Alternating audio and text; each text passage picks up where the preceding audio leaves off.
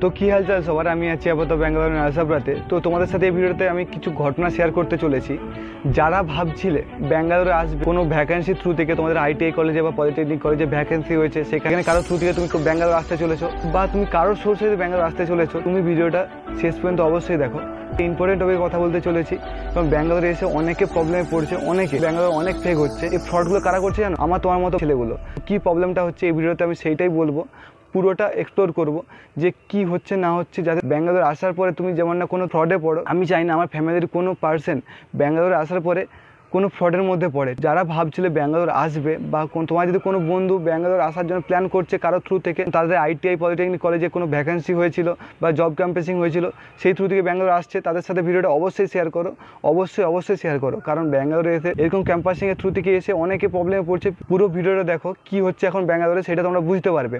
প্রথমে তোমাদেরকে একটা ভিডিও দেখাচ্ছি, ভিডিওটা দেখো, তাহলে আমি কি বোঝাতে চেষ্টা করছি সেটা তোমরা ভালোভাবে বুঝতে পারবে। কি ঘটনা ঘটছে ভিডিওটা দেখো, তারপর আমি বলছি, পুরো ঘটনাটা বলছি। तुम दोनों स्टूडेंट है ना? हाँ। यहाँ पे जॉब करने के लिए आए? हाँ। कौन सा कॉलेज का student? South Calcutta polytechnic college. अभी कहाँ पे काम कर रहे हैं? अभी होंडा में होंडा में। कौन सा कंट्री में काम कर रहे हैं? बीएसएस का हमारा तरफ से कुछ प्रॉब्लम है? नहीं नहीं हमारा तरफ से रूम वगैरह ज्वाइनिंग वगैरह सब कुछ क्लियर हो गया है ना? कुछ है। हाँ? हेल्प किया बहुत। हेल्प किया ना? हाँ बहुत तुम लोग को पैसा कौन खाया? ये ये वाला। तुम्हारा पैसा हम जैसे अभिजीत सर और नौसी सर और शाहबाज सर को पैसा खाया? पैसा कौन खाया? सुबह पैसा खाया। कॉलेज का प्रिंसिपल को कुछ किसी को कुछ बोलो, तुम्हारा तरफ से फीडबैक क्या है? हाँ हमारा कॉलेज में किया था, प्रिंसिपल कैंपसिंग किया था, तो बोला भीसे से आए, तो इंटरव्यू हुआ, पूछा कि क्या होगा, वो बोला था 18,000 सैलरी देगा, 1 महीने का खाना पीना सब कंपनी देगा, घर भी कंपनी देगा, ठीक है। अभी आने के बाद देख रहा हो तो कंपनी घर नहीं दे रहा, खाना पीना तो छोड़ो, फोन ही नहीं उठ रहा फोन ही था। नहीं उठा रहा था। और बोला घर चले जाओ, काम नहीं करना तो घर चले जाओ, ऐसे ही बोल रहा था। और बीएसएस का कॉन्टैक्ट लेकर हमारा पास कार्ड भी दिया था, बीएसएस एंटरप्राइज का कार्ड भी दिया था, जो इस नंबर पे कॉल करो जो कोई परेशान हो तो, ये बोला था कि जाके। और नहीं, यहाँ पे तुम लोग अभी होंडा में काम कर रहे हैं, मेरा तरफ से कुछ प्रॉब्लम है? ज्वाइनिंग इमीडिएट किया कि नहीं किया मैंने? इमीडिएट ज्वाइन हो गया, कुछ salary नेगेटिव फीडबैक आ रहा है हमारी तरफ से? 3 दिन का सैलरी भी आ गया। आ गया ना? हाँ, ठीक है। যারা এখনও বুঝতে পারোনি তাদের জন্য বলে রাখি, এই যে ভিডিওটা করছে সে হচ্ছে মেন ভেন্ডার, যারা মেনলি এখানে জয়েনিং করে থাকে, ডাইরেক্ট কোম্পানিতে জয়েনিং করিয়ে থাকে, ঠিক আছে। আর যে সামনে বসে আছে সে হচ্ছে থার্ড পার্টি একটা পার্সন, ঠিক আছে। ওয়েস্ট বেঙ্গলের ছোটো ছোটো কলেজগুলোতে যায়, আইটিআই কলেজ পলিটেকনিক কলেজে, সেখানে যে বলে এই কোম্পানির আমি এইচআর, এখানে আমি ম্যান পাওয়ার দিই, ম্যান পাওয়ার জয়েনিং করাই, তো সেরকমভাবে সে ক্যাম্পাসিং নিয়ে যায়, ঠিক আছে। দেন শুরু হয় আসল ঘটনা। তোমাদেরকে আমি সবটা বলছি, তোমরা প্লিজ ভিডিওটা স্কিপ না করে পুরোটা দেখো। তোমাদের যারা ব্যাঙ্গালোর আসতে চলেছো তাদের ভিডিওটা দেখা খুবই ইম্পর্টেন্ট, কারণ তুমি বাইরে 2000 কিলোমিটার দূরে এসে ফ্রডের মধ্যে ফেঁসে গেলে না, তুমি তখন কাকে খুঁজে পাবে না, ঠিক আছে। তাই সব কিছু জেনে তারপরে ব্যাঙ্গালোর আসা অনেকটা ভালো, তাই বলছি ভিডিওটা শেষ পর্যন্ত দেখো, প্রতিটা কথা ভালো করে শোনো। কি হয় ঘটনাটা সেটা বলছি। এরকম কিছু পাবলিক যায় আমার মতো তোমার মতো, সেখানে যে বলে, যে কলেজে যে বলে যে আমি ওই কোম্পানির ভেন্ডার, আমি হোন্ডার ভেন্ডার, বা আমি হোন্ডার এইচআর, বা আমি উইস্টনের এইচআর, আমি ম্যান পাওয়ার দিয়ে জয়েনিং করাই, এরকম বলে ওরা যায় এখানে কলেজে ক্যাম্পাসিং করায়, ঠিক আছে। দেন আমার মতো যারা স্টুডেন্ট আছে বা তোমার মতো যারা স্টুডেন্ট আছে, তারা সবসময় থাকে যে আমাদের কলেজে ক্যাম্পাসিং হোক, একটা ভালো কোম্পানিতে ক্যাম্পাসিং হোক, ভালো স্যালারি ক্যাম্পাসিং হোক, আমরা যাবো, ঠিক আছে। তারা অন্ধবিশ্বাসের মতো রাজি হয়ে যায়, মানে জয়েনিংয়ের জন্য আসার জন্য, বাড়ি ছেড়ে ব্যাঙ্গালোর আসার জন্য, ঠিক আছে, রাজি হয়ে যায়। রাজি হয়ে গেলে দেন শুরু হয় আসল ঘটনা। ওরা কি করে, এখানে আসার পরে না ওরা বলে যে কোম্পানি থেকে রুম দেবে, কোম্পানি থেকে থাকা খাওয়া দেবে, 1 মাস ফ্রি দেবে, ঠিক আছে, এরকম অনেক কিছু বলে, প্রলোভন দেখায়, তারপরে তোমাদেরকে নিয়ে আসে। তারপরে আসার পরে না ট্রেনে যখন উঠবে বা তোমরা যখন ব্যাঙ্গালোর পৌঁছে যাবে, আসল রূপটা তখন দেখাবে, তখন বলবে, তখন ফোন মেনলি ওরা কি করে যে ফোন রিসিভ করে না, তারপরে অনেক কিছু ঘটনা ঘটে, ঠিক আছে। তোমাকে মানে রেসপন্স করবে না, তোমার ব্যাঙ্গালোরে এসে একবারে হতাশায় পড়ে যাবে তুমি। আর হ্যাঁ, এরকম ঘটনা অনেক ঘটেছে। রিসেন্ট একটা ঘটনা ঘটেছে, একটা তোমাদের স্ক্রিনশট দেখাচ্ছি, মানে আমাকে একটা বোন মেসেজ করেছিল, ঠিক আছে। এখানে তোমরা দেখো, পড়ো ভালো করে, তারপরে বুঝতে পারবে আমি কেন ভিডিওটা বানাচ্ছি, সবার জন্য কেন এতটা ইম্পর্টেন্ট। এখানে দেখো বোনটা কি বলেছে। একটা মেয়ে ব্যাঙ্গালোর থেকে ফেঁসে গেলে, একটা ছেলেটাও ঠিক আছে, একটা যদি ছেলে এসে ব্যাঙ্গালোর ফেঁসে যায় তবে একটা ছেলে ভরসা থাকে, হ্যাঁ ছেলেরা পারবে এদিক সেদিক যেতে পারে, রাতটা কোথাও কাটাতে, কিন্তু একটা মেয়ের মেয়ে যদি ব্যাঙ্গালোরে এসে ফেঁসে যাবে, স্টেশনে ফেঁসে যায়, সে কোথায় যাবে? কারো ভরসা যদি আসে ব্যাঙ্গালোরে যদি এসে ফেঁসে যায়, স্টেশন থেকে যদি না কারোর সাথে কন্ট্যাক্ট করতে পারে, সে কোথায় যাবে? কারণ হচ্ছে ব্যাঙ্গালোরে তুমি যদি ঘুরো না, ফ্রিতে এক ফোঁটা জল পাবে না। ব্যাঙ্গালোরে সে যদি কিছু না জানে, ঠিক আছে, নতুন হয় একবার ব্যাঙ্গালোর, তার কোনো সোর্স নেই, সে হচ্ছে একটা কী বলবো ক্যাম্পাসিংয়ের থ্রু থেকে এসেছিলো, আসার পরে স্টেশনে নামার পরে তার কারোর সাথে কন্ট্যাক্ট করতে পারছে না, কেউ কল রিসিভ করছে না, তার সিচুয়েশনটা একটু বুঝে দেখো। এই মেয়েটার সাথে সেরকম ঘটনা ঘটে, কোনো এইচআরের আন্ডারে এসেছিলো জব ক্যাম্পাসিংয়ের থ্রু থেকে, এসে যখন ট্রেনে ওঠে, দেন যখন আসার জন্য রওনা হয়, তারপর থেকে আর যার থ্রু থেকে এসেছিলো সে আর কল রিসিভ করেনি। কন্ডিশনটা ভেবে দেখো। আমাকে এই মেয়েটা শনিবার মেসেজ করেছিল, ঠিক আছে, আমার ব্যস্ততার কারণে বা অনেক মেসেজ আমার থাকে, ঠিক আছে, পার ডে আমার 30 থেকে 40টা করে মেসেজ আছে ইনস্টাগ্রামে, হোয়াটসঅ্যাপে, মানে প্রচুর মেসেজ আছে, ঠিক আছে, তার মধ্যে ওটা হারিয়ে গেছিলো, আমি মেসেজটা দেখতে পাইনি বা রিপ্লাই দিতে পারিনি।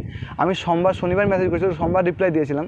তো সোমবার রিপ্লাই দেওয়ার পরে আমি হচ্ছে এখন হঠাৎ করে মেসেজটা দেখে সত্যি আমার হচ্ছে মাথা খারাপ হয়ে গেছিলো যে কী একটা কন্ডিশনে আছে। তোমাদেরকে বলি, তোমাদের ভুলটা কোথায় জানো? যারা আমার কন্টিনিউ ভিডিও দেখে তারা বুঝতে পারবে। আমি প্রতিটা কথাই বলি যে জয়েনিংয়ের জন্য কোনো টাকা লাগে না, ফ্রিতে জয়েনিং হয়, ঠিক আছে।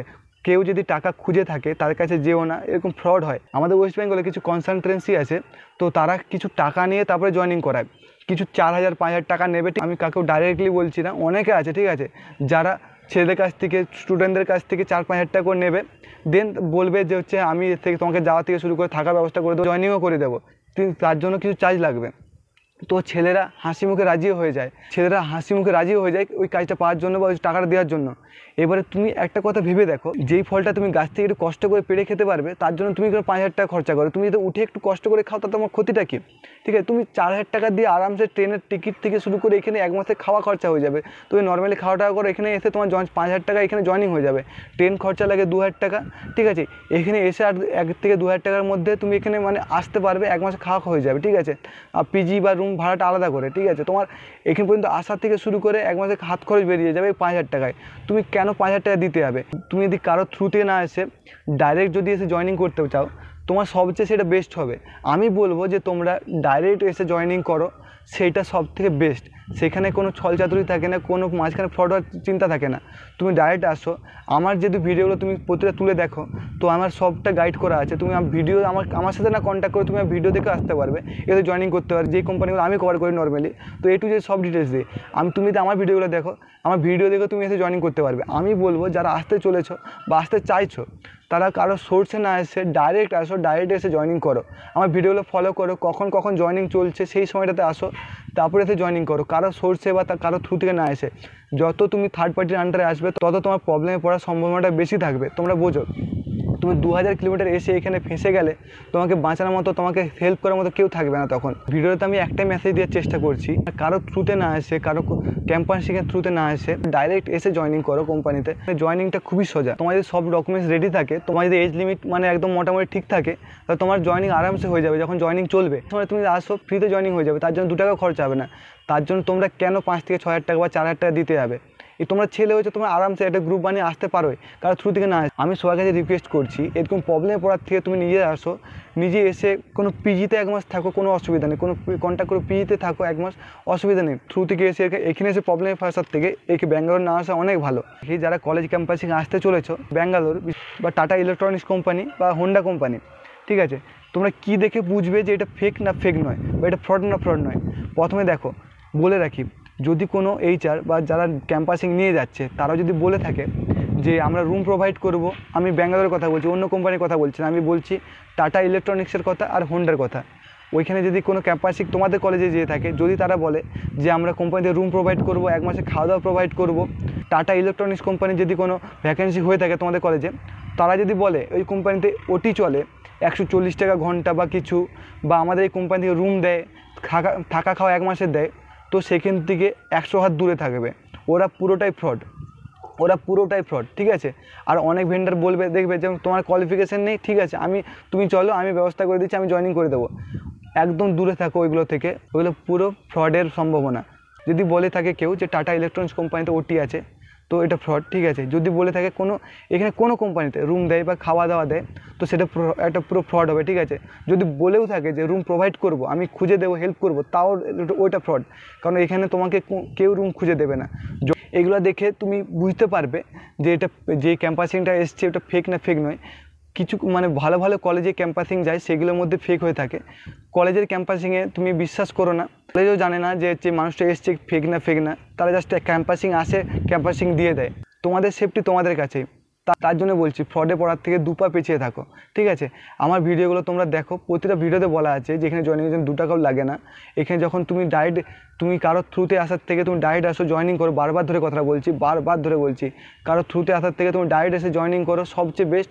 মাঝখানে কাকেও রেখো না, থার্ড পার্টি কাকেও রেখো না, ঠিক আছে? তুমি এসো, জাস্ট যে জয়েনিং করো, আরামসে জয়েনিং হবে। আমার ভিডিওতে তোমার যদি একটু ট্রাস্ট থাকে তো তুমি ডাইরেক্ট এসে জয়েনিং করো, এটা বেস্ট হবে। একটা কথা বলছি, তো অনেকে আমাকে মেসেজ করে, কল করে, আমি তাদের কল অ্যাটেন্ড করতে পারি না বা মেসেজে রিপ্লাই দিতে পারি না। তার যথেষ্ট কারণ আছে, মানে 8 ঘন্টার ডিউটি থাকে, যাতায়াত নিয়ে আমার 10 ঘন্টা হয়ে যায়, ঠিক আছে? তারপরে আমার প্রতিদিন 100 থেকে 150টা করে মেসেজ আছে, হোয়াটসঅ্যাপ আর ইনস্টাগ্রাম মিলিয়ে। তো আমি সবসময়, আমার নিজের কাজ থাকে, রুমের কাজ থাকে, তো সব গুছিয়ে আমার রিপ্লাই সবসময় দেওয়ার সময় হয় না। তো যখন আমি ফ্রি পাই তখন আমি রিপ্লাই দিই। তার জন্য অনেকে আমার মেসেজ করে যে দাদা হচ্ছে রিপ্লাই দিচ্ছ না, ইগো বেড়ে গেছে বা কিছু। তো যথেষ্ট টাইম থাকাও দরকার মেসেজের রিপ্লাই দেওয়ার জন্য। ওইটার জন্য সবার কাছ থেকে অনেকটা ক্ষমা চাইছি। আমি সময় হলে অবশ্যই সবাইকে রিপ্লাই দেবো। এখন মনে হয় সত্যি 24 ঘন্টায় 36 ঘন্টা হতো অনেক ভালো হতো। যারা ডিউটি করছে তারা বুঝতে পারবে যে 8 ঘন্টা ডিউটি করার পরে না ঘুমানোর টাইম থাকে না, রান্নাবান্না করার টাইম থাকে না। তো আমি আবার আলাদা করে একটা স্টেজ মেনটেন করছি, তার জন্য একটু মানে সেরকমভাবে মেনটেন করতে পারছি না, তার জন্য ক্ষমা চাইছি। তো সবাইকে রিপ্লাই দেই, অবশ্যই কেউ দেরি হলেও রিপ্লাই দেই, একটু ওয়েট করো, মেসেজে অবশ্যই রিপ্লাই দেবো। আমার প্রবলেমটা তোমরা একটু বুঝো, তোমরাই একটা ফ্যামিলি বানিয়েছো, আমার যে 1500 একটা ফ্যামিলি বানিয়েছো, তোমরাই বুঝবে না তো কে বুঝবে? এটাই বলার। আমি কি মেসেজ দেওয়ার চেষ্টা করেছি, যদি না বুঝতে পারো আমাকে মেসেজ করো ইনস্টাগ্রামে, আমি তোমাকে পার্সোনালি ভয়েস মেসেজে বলে দেবো।